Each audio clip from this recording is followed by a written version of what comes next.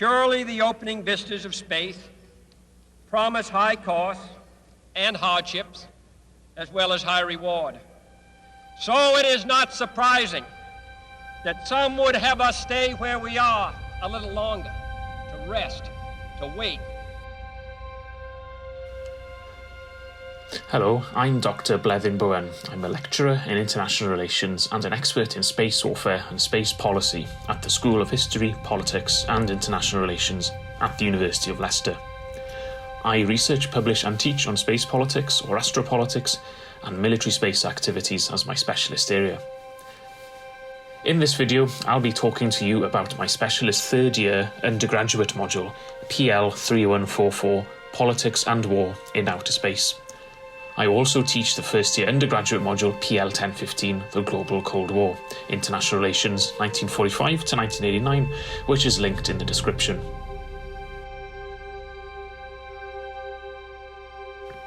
You'll have no doubt seen and heard about the new US Space Force in the news lately. Whilst many people saw it as a subject of jokes or rampant militarism, it's actually not the most ridiculous thing and is merely a matter of reorganising what America's Air Force has been doing in space for decades. This module is your chance to be taught by an expert in military space activities and discuss many wider political and historical aspects to humanity's ongoing space age. So this video is just a brief introduction to the major themes and topics of my module, Politics and War in Outer Space. It's a module entirely of my own creation and is based on my own research in the field of astropolitics and military space activities. You can find out more about my research and other areas I am interested in the links provided in the video description. I particularly like this module because when scheduling and resources permit, I organise a module field trip to the National Space Centre, which is right here in Leicester City.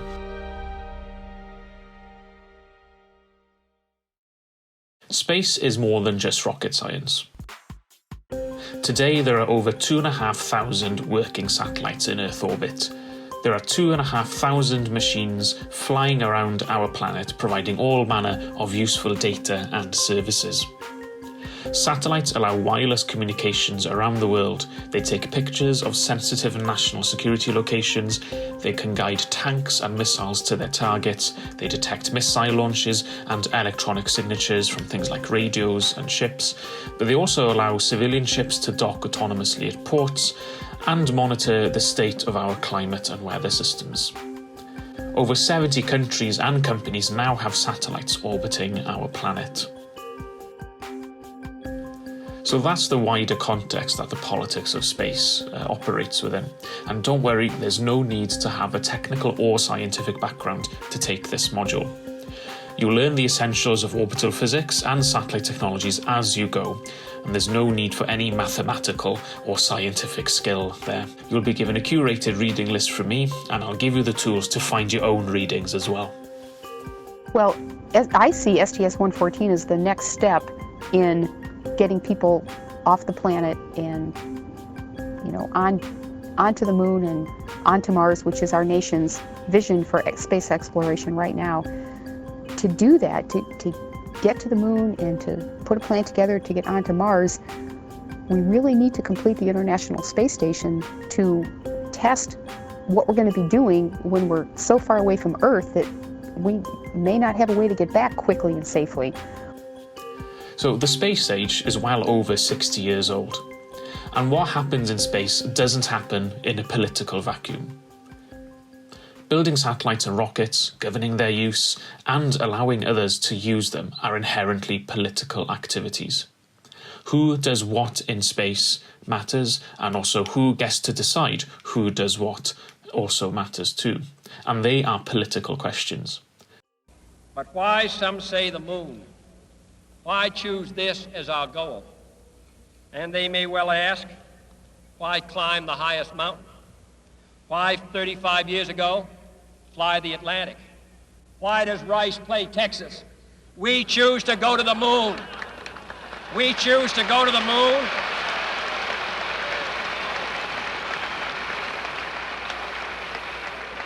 We choose to go to the moon in this decade and do the other things not because they are easy, but because they are hard.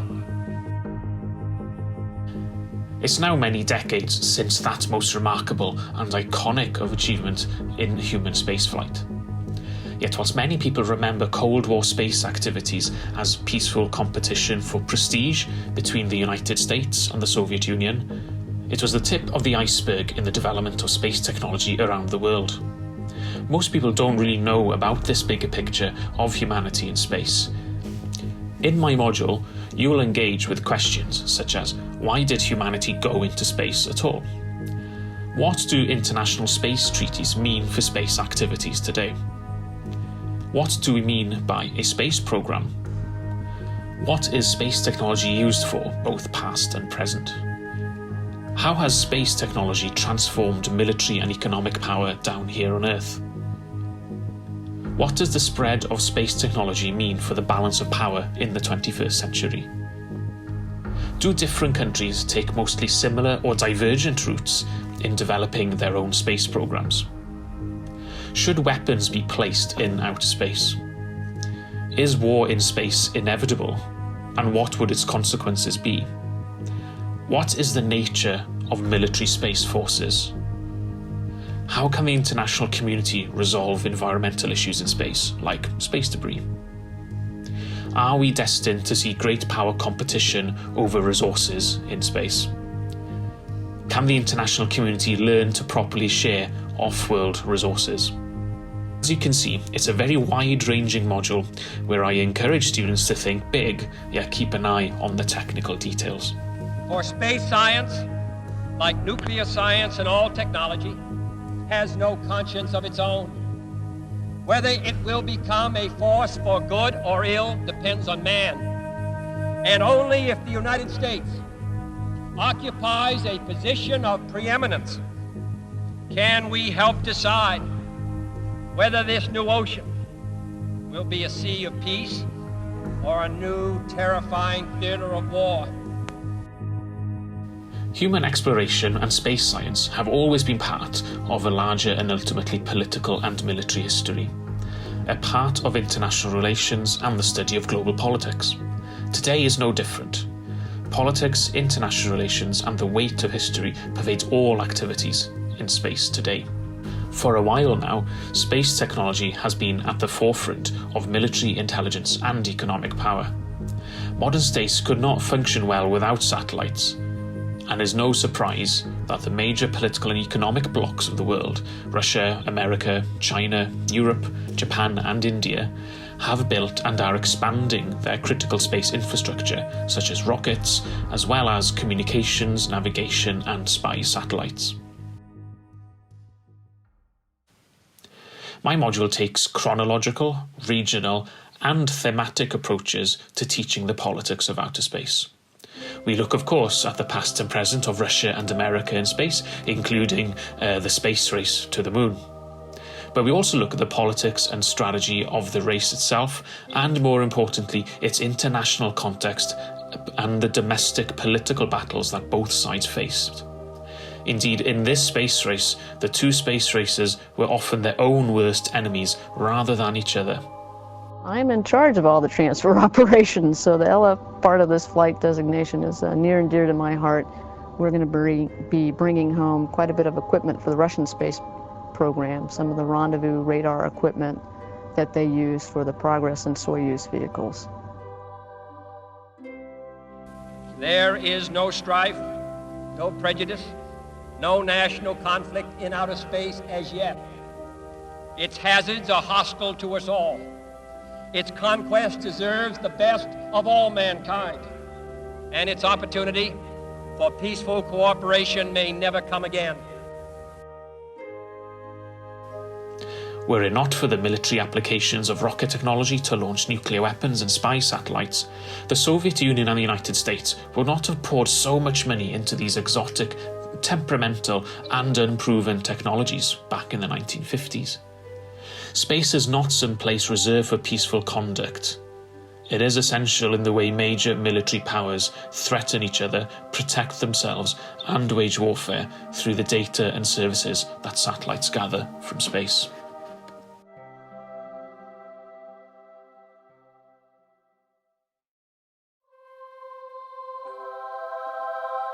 Despite most popular accounts of space, the international history of space is not just a story of Russia versus America, and today is not just a story of China rising as a space power. Space is inherently an international activity, and even into the 1960s, India, Europe, Japan and China were making serious inroads into essential space technologies. Today, there are over 70 states and non-state actors doing stuff in space. They are using space technology and space power for the purposes of war, economic development, and prestige. Never has there been a better time to study how different states, from the superpower to the small state, and to potential regional powers, so whether you're interested in the United States, or Estonia, or Nigeria, they are all using space for military, economic, intelligence, and scientific purposes.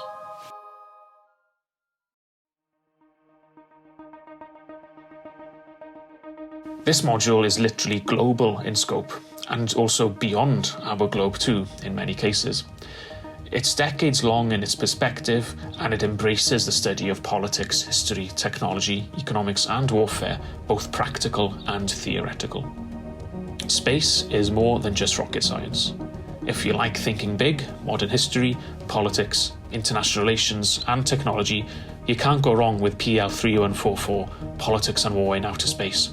Or if you just like sci-fi, memes, GIFs, and 1980s, 1990s pop culture references. I hope that this brief introduction has whetted your appetite for this module and also to study at the University of Leicester. We pride ourselves on our research-led teaching, where you get the latest insights on world politics from experts in their fields.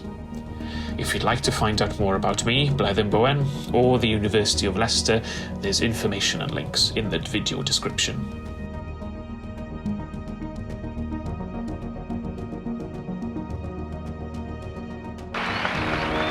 Many years ago, the great British explorer George Mallory, who was to die on Mount Everest, was asked why did he want to climb it. He said, because it is there. Well, space is there. And we're going to climb it. And the moon and the planets are there. And new hopes for knowledge and peace are there. And therefore, as we set sail, we ask God's blessing on the most hazardous and dangerous and greatest adventure on which man has ever embarked. Thank you.